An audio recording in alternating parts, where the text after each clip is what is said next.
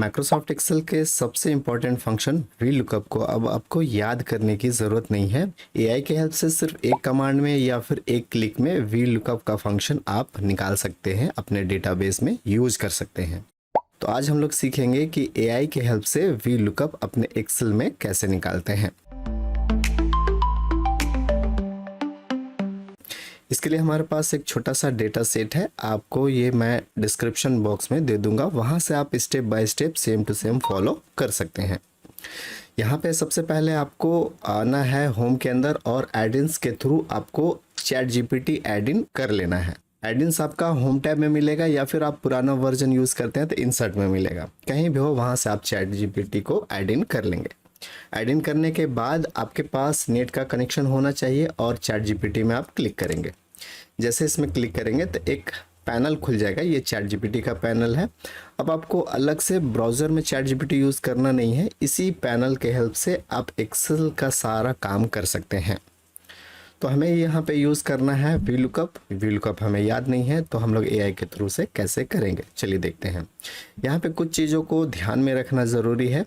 पहला, आप किस रेफरेंस के थ्रू आप निकालना चाहते हैं, आपका डेटा रेंज कैसा है और वी लुकअप कहाँ पे लाना चाहते हैं, ये सारे बातों को आपको प्रॉम्प्ट में देना है। प्रॉम्प्ट आप किसी भी लैंग्वेज में लिख सकते हैं, हिंदी, इंग्लिश, कोई भी लैंग्वेज में। मैं आपको हिंदी लैंग्वेज का एग्जांपल दे रहा हूँ ताकि आपको तुरंत समझ में आ जाए और आप उसको अलग अलग तरीके से यूज़ कर पाएँ।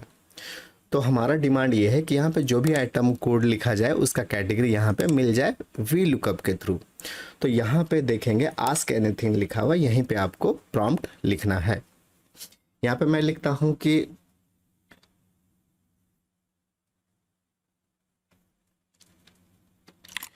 L2 के आधार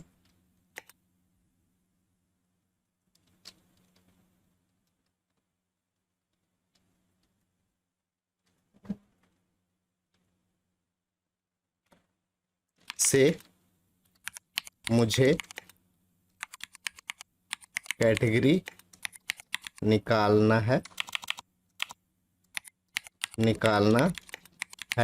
M2 में वी लुकअप के हेल्प से।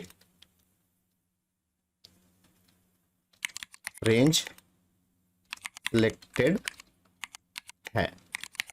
अब मैं यहाँ पे मैंने 2 लाइन का ही प्रॉम्प्ट दिया है, सिंपल है।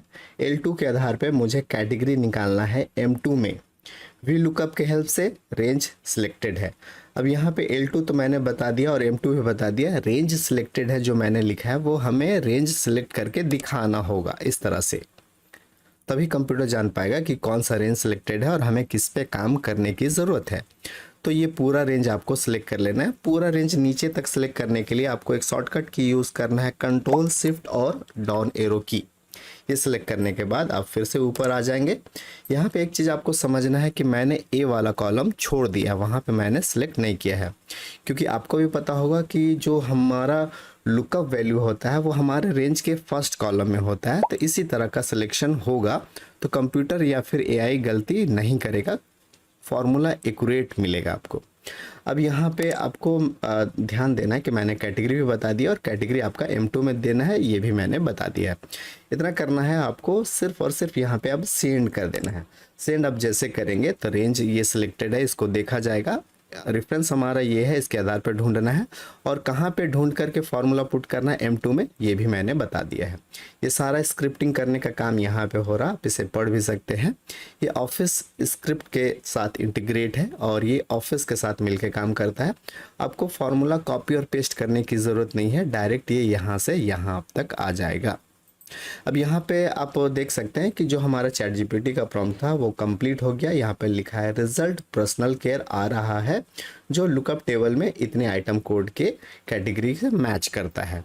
अब आपको चूंकि एआई के साथ कर रहे हैं तो आपको थोड़ा सा कंफर्म भी करना है कि इज इट राइट और रॉन्ग, ये सही है या फिर गलत है। तो आप देख लें कि यहाँ पे ये जो आइटम कोड है वो इसका पर्सनल केयर आ रहा है। चलिए इसे हम लोग चेंज करके श्योर हो जाएंगे, कंफर्म हो जाएंगे। तो हम लोग यहाँ से एक ले लेते हैं आइटम कोड और मैं इसे कलर कर देता हूँ ताकि आपको देखने में समझ में आ जाए। ये ग्रीन कलर है और इसका कैटेगरी है ऑयल्स। अगर हमारा ये आईडी डाला जाएगा तो ऑयल्स रिजल्ट में आना चाहिए। इसे मैं कॉपी कर लेता हूँ और यहाँ पे मैं पेस्ट करता हूँ।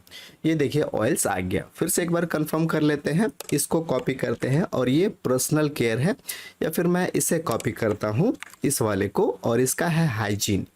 यहाँ पे मैं पेस्ट करता हूँ और देखिए हाइजीन रिजल्ट आ गया। यहाँ पे आप क्लिक करके फार्मूला भी देख सकते हैं कि किस तरह से फार्मूला अप्लाई किया गया है, और इस फार्मूला को आप कॉपी पेस्ट कहीं भी कर सकते हैं। चलिए, ये तो हो रहा कि हमारा सिंगल लुकअप हो गया। अब आपको ये भी ज़रूरत होता है कि हमारा जो रेफरेंस है उसके थ्रू मल्टीपल डेटा फाइंड करना हो, तो ये काम भी आप चैट जीपीटी के एआई के हेल्प से कर सकते हैं। अब हमारा डिमांड ये है कि यहाँ पे जो भी आइटम कोड डाला जाए उसका कैटेगरी, क्वांटिटी, टोटल, डिस्काउंट और नेट पे ये सारा निकाल देना चाहिए। कैसे होगा चलिए ये भी देखते हैं। यहाँ पे मैं कोई एग्जांपल के लिए ले लेता हूँ कोई आइटम कोड, जैसे ये ले लेते हैं और यहाँ पे मैं पेस्ट कर देता हूँ। अब हमारा जो होगा प्रॉम्प्ट वो ये सारे के लिए होना चाहिए। यहाँ पे लिखने के बजाय पुराना जो प्रॉम्प्ट है उसे भी आप कॉपी पेस्ट कर सकते हैं और हम लोग देखेंगे कि इसमें क्या बदलाव कर रहे हैं। इस तरह से मैंने लिख लिया, L2 के आधार पे मुझे कैटेगरी निकालना है, M2 में VLOOKUP के हेल्प से रेंज सिलेक्टेड है। अब इसके बाद यहाँ पे मैं एक लाइन और जोड़ देता हूँ कि VLOOKUP ड्रैग फ्रेंडली होना चाहिए, फ्रेंडली होना चाहिए ताकि नेक्स्ट कॉलम का भी डेटा मिल सके। इतना मैंने लिख दिया है और मुझे अभी यहाँ पे थोड़ा सा चेंज करने की ज़रूरत है। L2 की जगह हो जाएगा हमारा L7 और M2 की जगह हो जाएगा हमारा M7।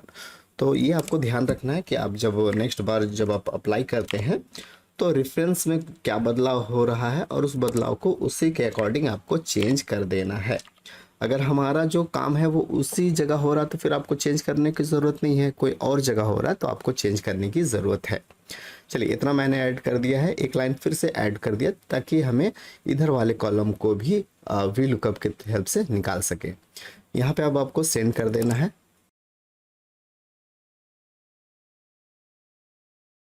ये देखिए हमारा कंप्लीट हो गया है, यहाँ पे हमारा डन बतला दिया है।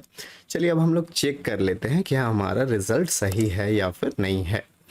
अब ये मैं एग्जांपल ले रहा हूँ और इसको मैं कॉपी कर लेता हूँ, इसे कॉपी कर लेता हूँ और ये देखिए इसका नेट पे है 465.6। इसे मैं यहाँ पे कॉपी करता हूँ और पेस्ट करने के बाद हम लोग नेट पे वाले कॉलम में जाके देखेंगे कि हमारा डेटा वही आया है या नहीं। देखिए 400 ये हमारा आना चाहिए और देखिए एग्जैक्ट यही हमारा आया है। तो इस तरह से हम लोग अपने VLOOKUP फंक्शन को एआई के हेल्प से बहुत ही आसानी से यूज़ कर सकते हैं। सिर्फ आपको कमांड या फिर प्रॉम्प्ट लिखने के समय आपको ध्यान देना है कि क्या क्या चीज़ें बताना है, एग्जैक्ट और सेम होना चाहिए, आपका काम हो जाएगा। उम्मीद है कि ये वीडियो आपको पसंद आया होगा।